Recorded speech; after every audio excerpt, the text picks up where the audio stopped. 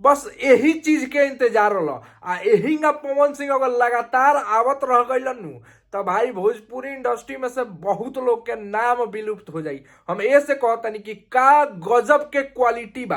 हाँ, web music पर आहू राजा के टीजर जोन बा उ आ गइल बा। गाना कब आई एकरा बारे में हम बात करेम।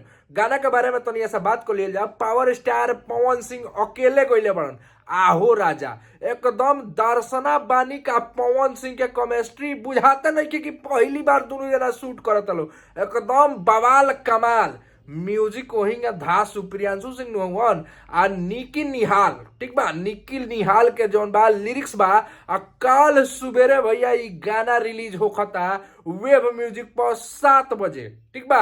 आ गाना एकदम धमाल मचावे वाला बा। ये से हम कहतनी कि का बवाल टीजर काटल गइल बा। मतलब कि तू लोग में देखबल हमनी कहतनी असन कि माटी के चीज होई, देसी चीज होई, लेकिन ओमे पूरा जगह घर दिखावल गइल बा, तरह तरह के लोकेशन जगह दिखावल गइल बा।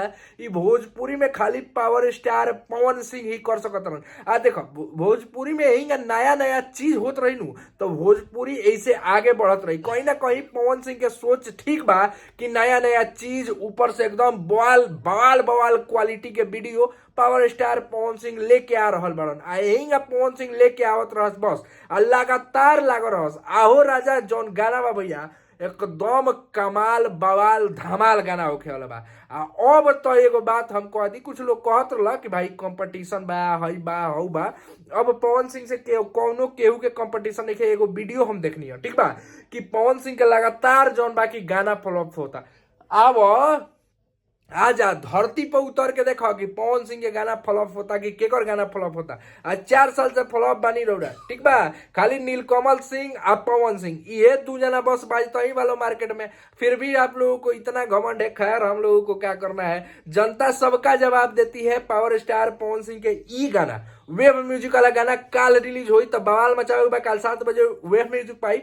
ओकरा बाद उषा फिल्म्स, मीरा म्यूजिक, पियर फराक वाली 2 एकदम बवाल बवाल गाना पवन सिंह के लाइन में लागल बा भाई। अभी आशुतोष तिवारी आना बाकी है।